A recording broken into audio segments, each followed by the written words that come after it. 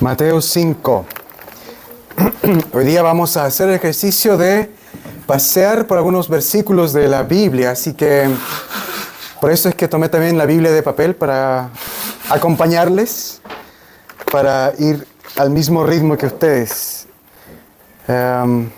Mateo 5. Y llegamos a este famoso pasaje que se conoce, que es muy conocido, como el sermón del monte. ¿Cómo se llamaba el monte? ¿Cuál Pregunta para estudio bíblico.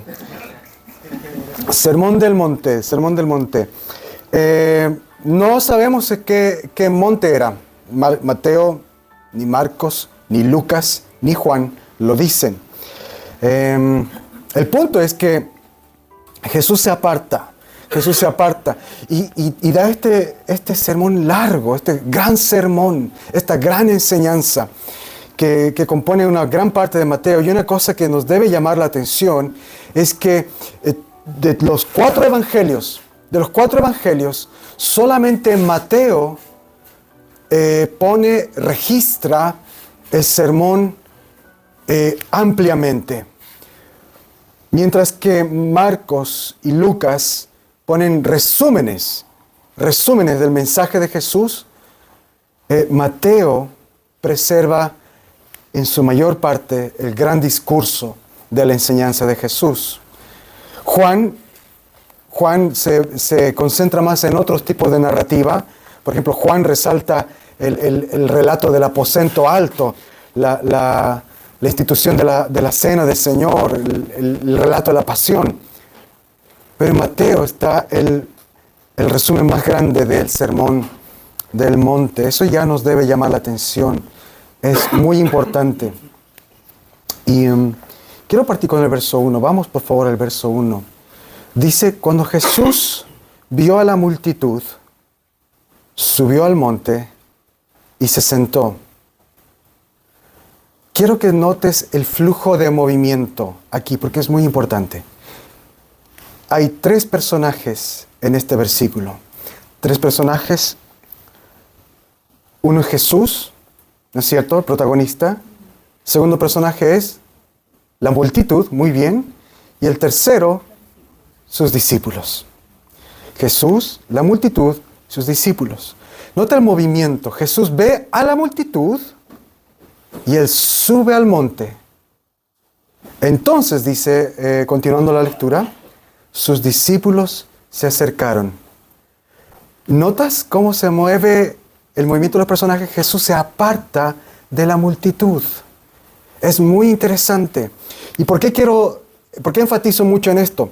Enfatizo en este tema porque lo que viene a continuación, las bienaventuranzas, para muchos hoy día lo ven como requisitos para entrar al reino de los cielos. Muchos cristianos, muchos que profesan la fe cristiana, leen y entienden este pasaje de las bienaventuranzas como esto es lo que tengo que ser para entrar al reino de los cielos. O esto es lo que tengo que hacer para entrar al reino de los cielos.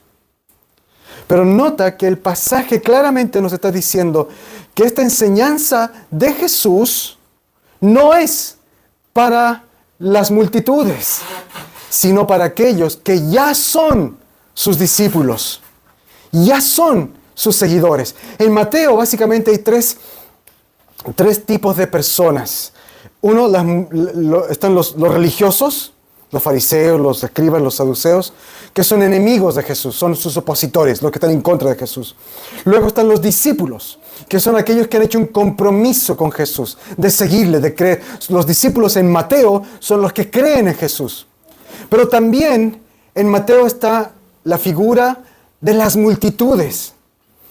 Y las multitudes en el Evangelio de Mateo tienen un rol pasivo, son neutrales. no son enemigos como los religiosos, ni tampoco son discípulos como los discípulos. No son sus seguidores. Las multitudes es un grupo de gente que está siguiendo a Jesús, que recibe la enseñanza de Jesús, que recibe los milagros de Jesús, pero que no se decide.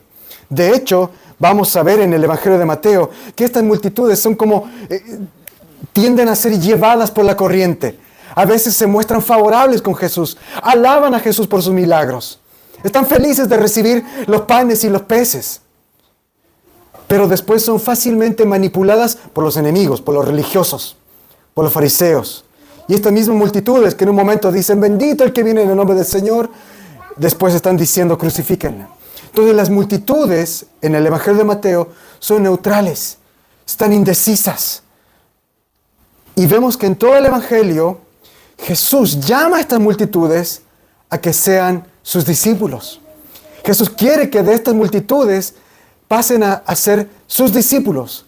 Gente, hombres y mujeres, que toman la decisión de creerle, de seguirle, de hacer un compromiso de seguir a Jesús. Pero claramente hay una distinción. Aquí Jesús, las palabras que Él va a decir, bienaventurados, felices, benditos, los que, etcétera, etcétera, claramente no es a las multitudes. Él se aparta de las multitudes. Ve a las multitudes, se aparta, sube al monte y habla con sus discípulos. El resto del mensaje sí va a ser para las multitudes incluidas, pero las bienaventuranzas son para sus discípulos. Las bienaventuranzas son para aquellos que ya han tomado una decisión de seguir a Jesús. Entonces las bienaventuranzas no son requisitos para llegar a entrar al reino de los cielos, sino que son las características de aquellos que han tomado el compromiso de seguir a Jesús. Y eso es el punto de partida. Y ese es el punto más importante para leer y para entender las bienaventuranzas, el mensaje de nuestro Señor.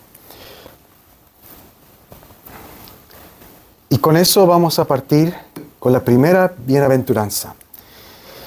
Y para empezar, ¿qué quiere decir bienaventuranza? ¿Qué es bienaventurados? Bienaventurado es sinónimo, casi sinónimo de bendito. Bendito, es una bendición. Algunas Biblias lo traducen como dichosos, como felices. Pero ojo con esta definición, porque una bienaventuranza, un bienaventurado en la Biblia es mucho más que alguien que simplemente experimenta felicidad. No tiene que ver con las circunstancias, no tiene que ver con las emociones. Ese es otro error que podemos confundir: bendición, bendito, feliz, dichoso, gozoso, bienaventurado, con una emoción. No tiene que ver con emociones, sino que esta felicidad, esta bendición, este bienaventurado, este estatus de bienaventurado, es algo que te lo da Dios. Es algo que tú lo tienes en ti, algo que eres en Cristo. Es una condición interna y eterna. No es algo que viene y se va con el tiempo. Cuando Jesús dice bienaventurados los que son tal cosa, no es que solamente son bienaventurados en un momento, en una circunstancia. Él está diciendo, ustedes son, es lo que llegan a ser bienaventurados, felices. Es lo que eres, es una condición, no una situación. Entonces, vamos a ver unos pasajes para entender un poco más esto de la bienaventuranza. Salmo 1, ve tu Biblia, Salmo 1, Antiguo Testamento. Salmo 1, y en las Biblias de la iglesia está en la página 820. Página 820. Salmo 1, verso 1. Bienaventurado el hombre que no anda en compañía de malvados, ni se detiene a hablar con pecadores, ni se sienta a conversar con blasfemos. Bienaventurado, qué feliz, qué bendito es este hombre, dice el Salmo. Pasemos al Salmo 34. Salmo 34. Página 845. Salmo 34, verso 6. Aquí está hablando del pobre. Este pobre clamó y el Señor lo oyó y lo libró de sus angustias. Jesús dijo, bienaventurados los pobres en espíritu. Bienaventurados. El Antiguo Testamento también habla de los bienaventurados y los pobres. El Salmo 1, bienaventurado, feliz, el que no anda en compañía de malvados. Salmo 34, este pobre clamó al Señor. ¿Te das cuenta? Bienaventurado, pobre. ¿Qué es entonces ¿Quiénes son los benditos? ¿Quiénes son los bienaventurados? Los pobres en espíritu, dice Jesús. La primera bienaventuranza, los pobres en espíritu. Bendito, bendito el pobre en espíritu. ¿Quiénes son los pobres en espíritu? ¿Qué es un pobre? Viendo nuevamente Salmo 34, 6. ¿Cuál es la característica de ese pobre? ¿Qué tipo de pobreza es la que tiene ese hombre? Lee nuevamente tu Biblia. Salmo 34, verso 6. Este pobre clamó y el Señor lo oyó y lo libró de todas sus angustias. ¿Qué tipo de pobreza está hablando ahí el Salmo? ¿Es alguien que tiene poco dinero? Pobreza espiritual. Muy bien, Solveig. Pobreza espiritual. No se refiere a alguien que tiene pocos recursos económicos. No se refiere a esa pobreza material. El pobre del Salmo 34 es alguien que se ve desesperadamente en necesidad de la ayuda de Dios.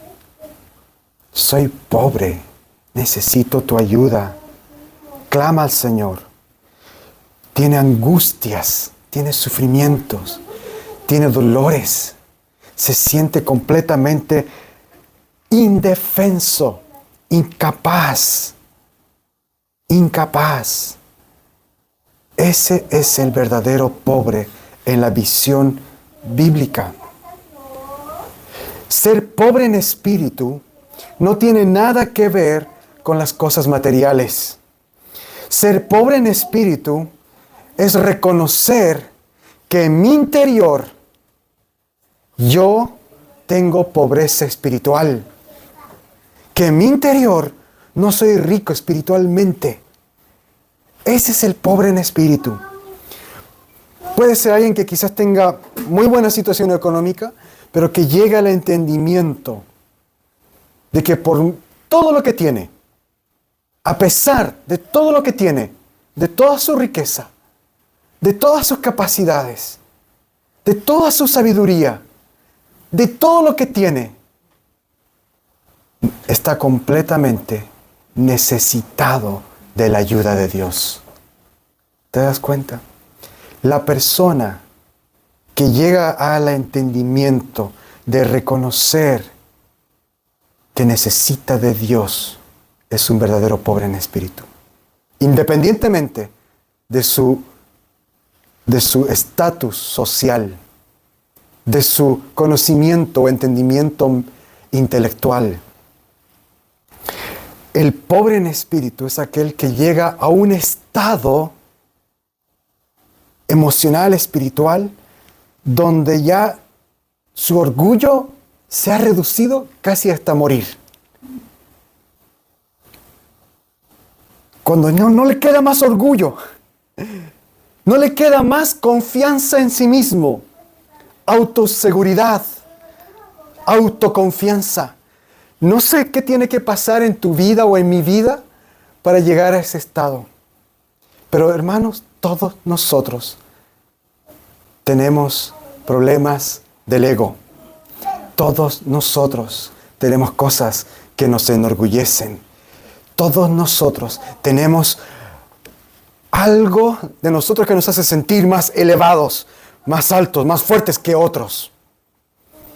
En algunos puede ser, no sé, la apariencia física, que yo me siento el más hermoso de la tierra, más guapo, no sé, más. En otro puede ser la contextura física, soy más fuerte, soy el hombre más fuerte de esta sala. Hagamos gallitos, les gano a todos. Entonces mi fuerza física, vigor, la juventud, te llena de orgullo. ¿Por qué? Porque los jóvenes son a veces tan osados y riesgosos. Ahora que ando en moto, veo mucho de videos. La Carlita está aburrida, mi señora, de que me ve todo el tiempo viendo videos de motoqueros, de accidentes.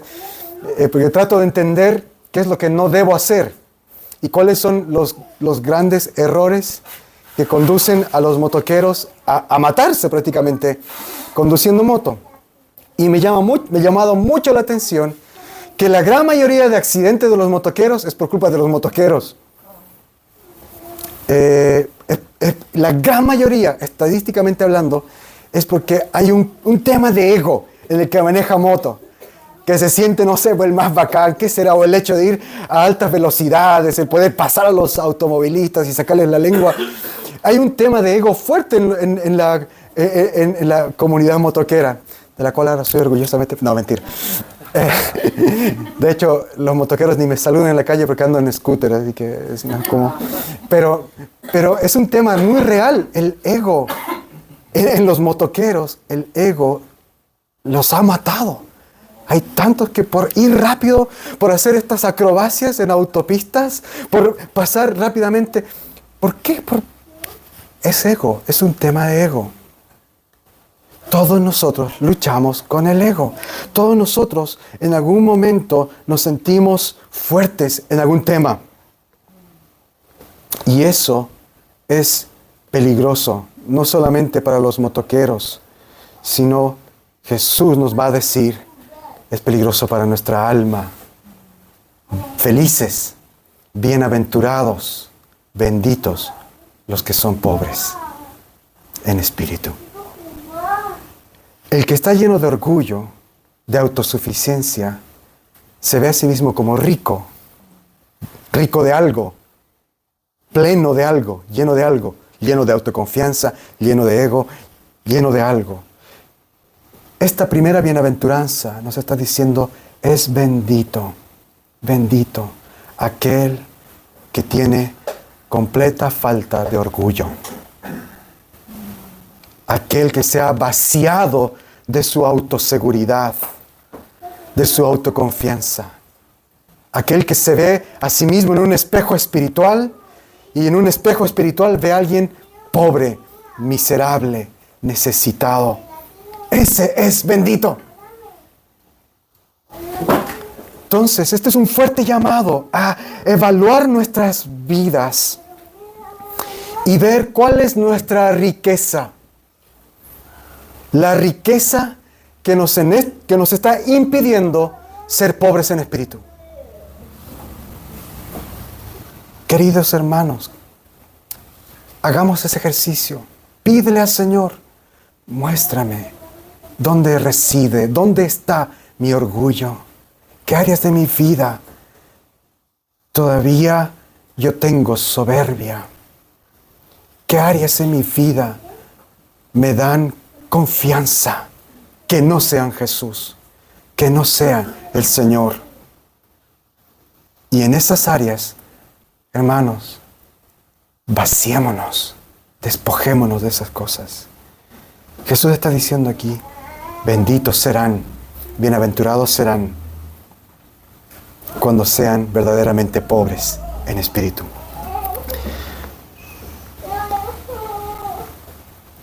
Pobre en espíritu es aquel que busca solo del Señor.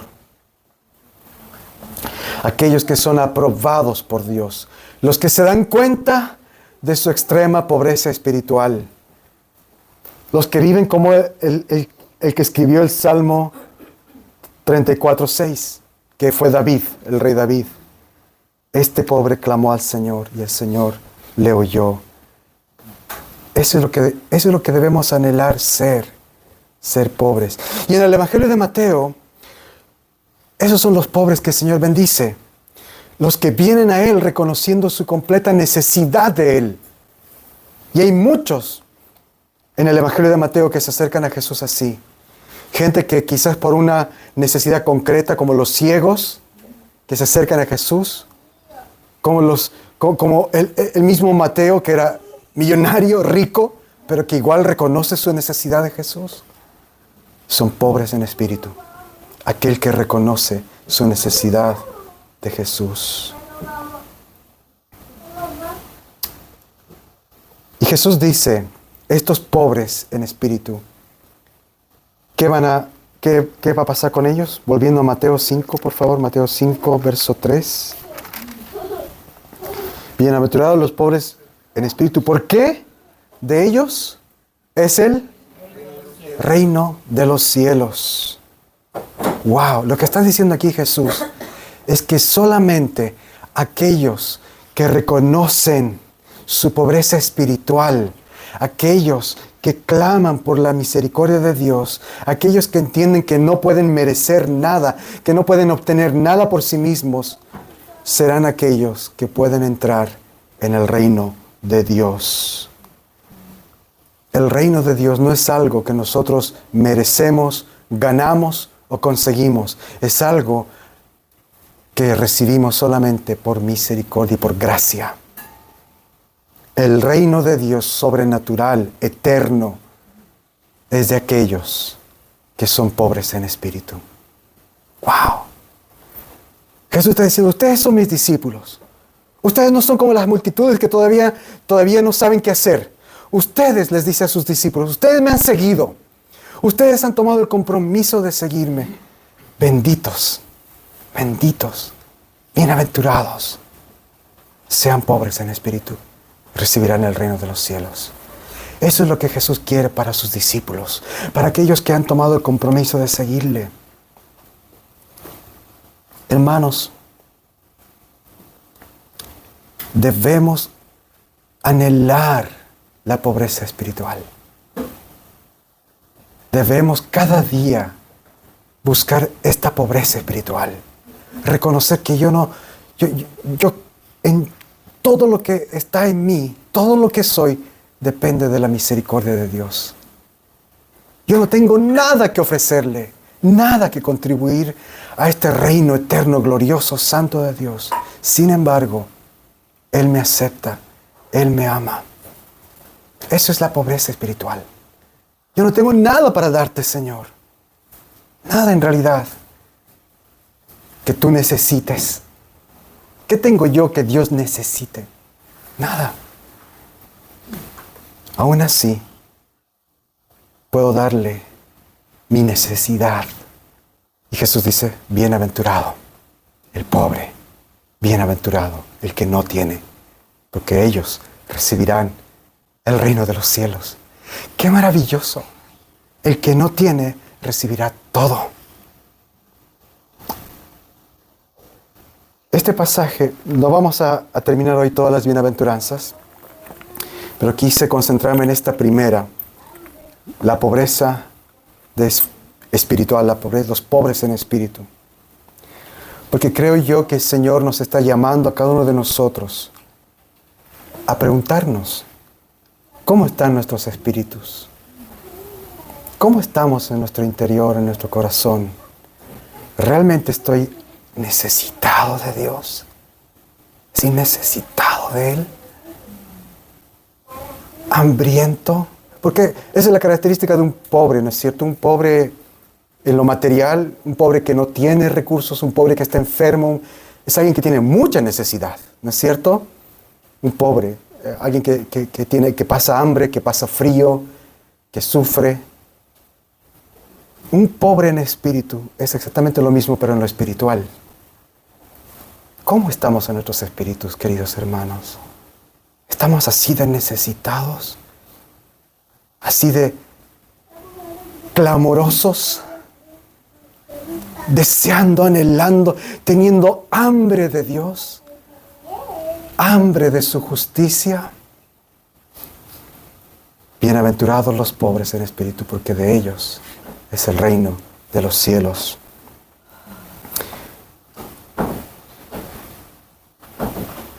Pidámosle al Señor que Él nos reciba así con esa hambre. Y volvamos, hermanos, a encaminar nuestras vidas, nuestros corazones, a ser verdaderamente pobres de espíritu. Clamemos a nuestro Señor, pidamos su ayuda, identifiquémonos a nosotros mismos. Mírate al espejo, que yo diga, Martín, debes ser pobre, humíllate, reconoce que necesitas de Dios. Haz lo mismo, dite a ti mismo, necesitas de Dios. Búscalo, anhela, así como un pobre anhela, necesita cuidado, abrigo, alimento. De la misma manera el pobre en espíritu debe anhelar, debe necesitar de Dios. Y eso es lo que debemos ser. Amén. Y lo maravilloso de este pasaje es que Jesús nos dice, ustedes poseerán el reino de los cielos. ¡Qué maravilloso! La recompensa para el pobre en espíritu es increíble. El reino de Dios, el reino de los cielos. Acerquémonos entonces a nuestro Dios, anhelándole. Amén. Oremos.